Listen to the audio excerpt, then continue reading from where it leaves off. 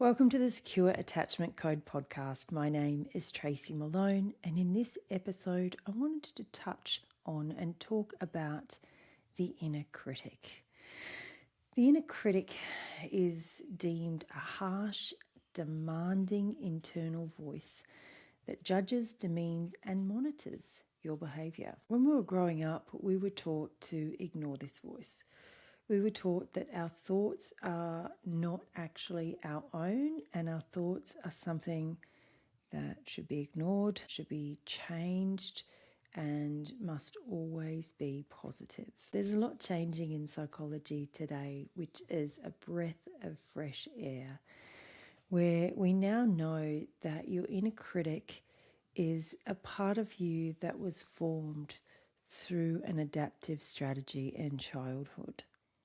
Now, the adaptive strategy from childhood,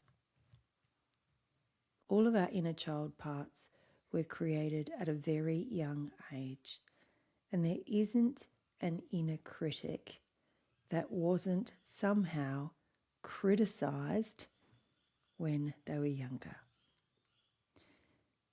Criticism is not something that is innate to us. Criticism is not something we grow up and just become. It's not an emotion, it's an action, and it's a behavior, and it needs to be taught.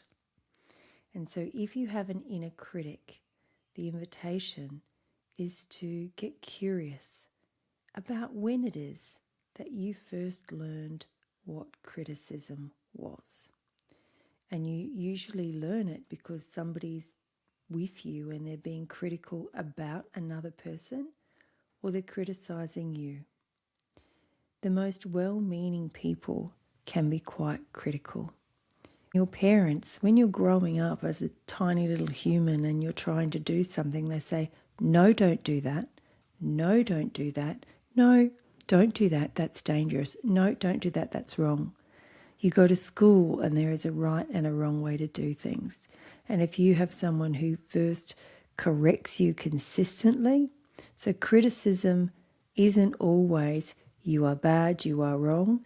Criticism can really come from a correction from someone where they say, no, that is not the way we do things here. No, that is not how it is done here. No, that is the wrong way to write that letter, that word. That is the wrong way to say that word. Every time somebody's correcting you, especially if you're a really sensitive child, which so many of us are, it can feel a lot like criticism. And so how does it help us to know that? Because when we're working on healing ourselves and healing the thoughts that we're having, our thoughts are an inner part of us asking for a need to be met. And so if we start doing things with the inner critic, like telling them they're wrong, telling them they shouldn't think that way, any correction that we try to give to our inner critic is going to keep them separate from us and will not encourage integration, safety, and healing in our parts and in our body. So here's how I help myself and my clients deal with the inner critic. I'll use a specific example. I used to do readings, psychic readings, and they are called horse wisdom readings, where I would channel the wisdom of the horses and nature through for people. And they were remote readings, so you would book and I would get the reading out to you within 5 working days. And when I first started doing these, I was really hesitant to actually do the readings. I kept thinking, why am I not doing the reading today? I know I've got 5 days to do it, so I've got plenty of time, but I actually have the space today to do it. I wonder why I'm not doing it.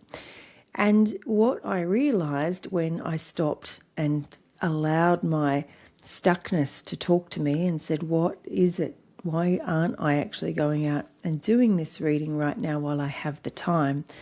And this part of me spoke clearly, and she said, because you don't know what you're doing. You're no good at this. Who do you think you are doing psychic readings? And when she started speaking, I knew how old she was. I knew who she was really loyal to, and I kind of knew how to work with her then. The hardest part sometimes is realizing that you just need to stop and open a dialogue. You keep trying to push through and do the thing, and you keep ignoring the part, that critical thought in this case coming through. So what I had was a younger part of me who was really loyal to my dad. And I knew she was loyal to my dad because the words she spoke sounded just like him. They are the kind of words that my dad would say to me if I said, I'm just going to go and record a psychic reading right now. Because this part of me is an inner critic, I don't tell her she's right or wrong. Because if she's wrong, it means I'm correcting her, which means that's more criticism for her, which means she's not going to be wanting to integrate and she's not going to feel safe in my company. Which means she's going to get more critical and louder and nastier and all of the things. So how I dealt with her specifically was I said, yeah, I'm going to go and do this psychic reading now, and maybe I'm no good at it. Maybe it won't work. I have no proof and nothing that I can say to you to say that this is, I absolutely 100% know for sure that this is going to work. I don't know. But the first thing I need to do is I just need to pull this chair out here and maybe I'll sit under this tree. Do you think this tree would be a good spot to sit under? And when I opened that dialogue with her, she said, no, I think that tree. And so already I had her engaged. And having her engaged is perfect because she didn't try to criticize me. She actually wanted to engage. So it shows me, anyone who's worked with children or has children knows that once they engage, you have got an open dialogue. And so I looked at where that was and I went and put the chair there and I sat there and I said, this feels good. Thanks. Thanks for your thoughts. And then she was back in again. You don't know what you're doing. You don't know what you're talking about. You've got no idea. Who do you think you are believing that you're psychic? And then she went on to do a bit of swearing. So then what I said to her was, I don't know if it is going to work. I don't know if it is any good. I don't know if I am any good at this. And there's only one way to find out. Would you like to join me while I do this? And she said, no, I'm going to sit over here and watch. I said, okay, that's amazing. And so what I did was each time I set something up, see how I didn't tell her she was wrong? I didn't tell her she was not included. Belonging is the greatest core need that we have. Belonging and safety are on the same level. And so at no time do I ever tell her she doesn't belong, that her thoughts are not valid. She can think whatever she wants and she can voice those and she will still be loved by me and she will still have a place of belonging with me. And then I did the reading and she sat and she just allowed me to do the reading. Whilst I was doing the reading itself, I didn't have any negative thoughts coming through. There were no interruptions. I was able to get into the flow of the reading.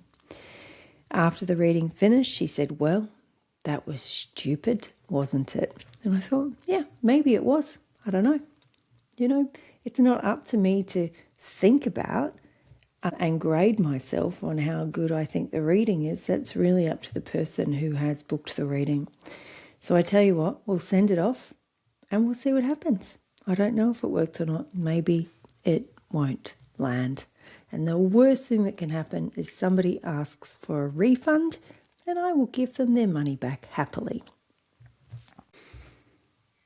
And so a couple of days later, I got feedback from the client. When the message came through with feedback, I made sure the part of me that was being critical forward, and I read the email, and it said things like, I can't believe you knew things about me without me even being there in the room. You got so many things right. It's exactly what I needed to hear. Thank you so much. This was so amazing. And she kind of gave me this shocked and surprised look, and she said, well, I never. And I said, I know, right? How amazing is this? I didn't know if it would work either. And now I guess we've both learned something today, haven't we?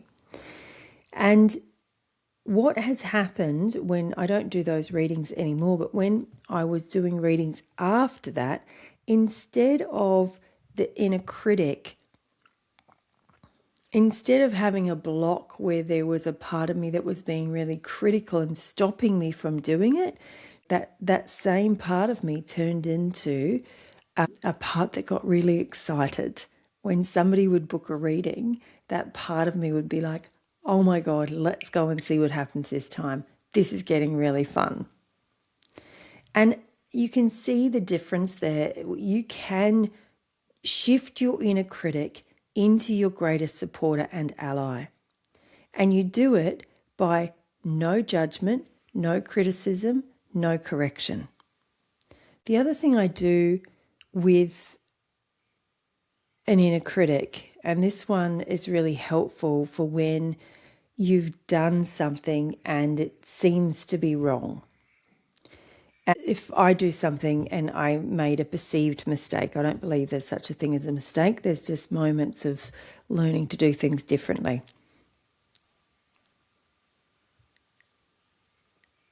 And if a part of me, if a thought comes through that says, well, that was stupid, wasn't it? I say,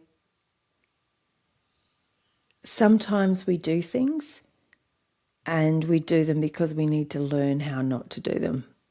And sometimes I need to learn how to do things properly by learning in this way. I learn really well by actually doing.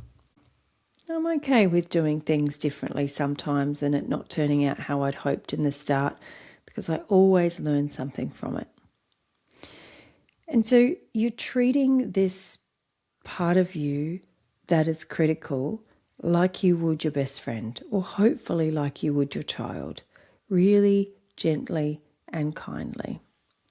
Now, if I'm doing something like driving and I have a part of me that's critical / fearful, my thoughts become quite, oh, well, look out. What if somebody comes out of that street? No, careful, you might run into somebody here.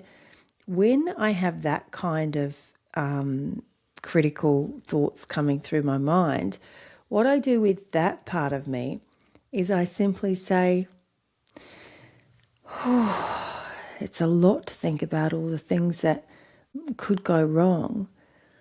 Did you know that life's allowed to be easy and things are actually allowed to go your way? And every time I do that, I feel this space open up in my body and in my chest, and I feel myself coming into my body. And all of those thoughts that were coming in to perceive the danger and the things, the bad things that could happen, they simply dissipate because I've given that inner part of me that was feeling really critical and really anxious, I've given her a place of safety to lean into, and I've also given her something else to think about. You know, if you've got children and you see children who are just really stuck in one thing and they're talking back and they're just being really narky, what I often do in those moments is I connect, redirect. And it's such a beautiful thing to do with children, and you can do the same thing with your inner child and inner parts. Connect first. Wow. It seems like you've got a lot going on today. That's a lot of big feelings you're having there. I wonder what it would be like if life was easy. If I have a child who's narky, what I do is I walk up and I place my hands on their shoulder and I would say, I love you so much. Would you like a hug? And then a big hug and then redirect somehow.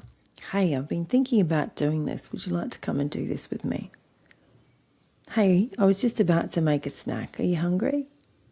Redirect them into another space. So try that connect, redirect on yourself, on your inner parts, on your thoughts, and let me know how you go. If that seems a bit hard for you to do yourself and it doesn't quite make sense, that's totally okay. That's what I'm here for. You can get more information about what it is that I offer on my website, tracymalone.co. You can follow me on my socials at XOTracyMalone. I am on Facebook and Instagram and TikTok and a few other places too. So you'll find me on your socials. Thank you so much for joining me today on the Secure Attachment Code podcast. I look forward to seeing you in the next episode.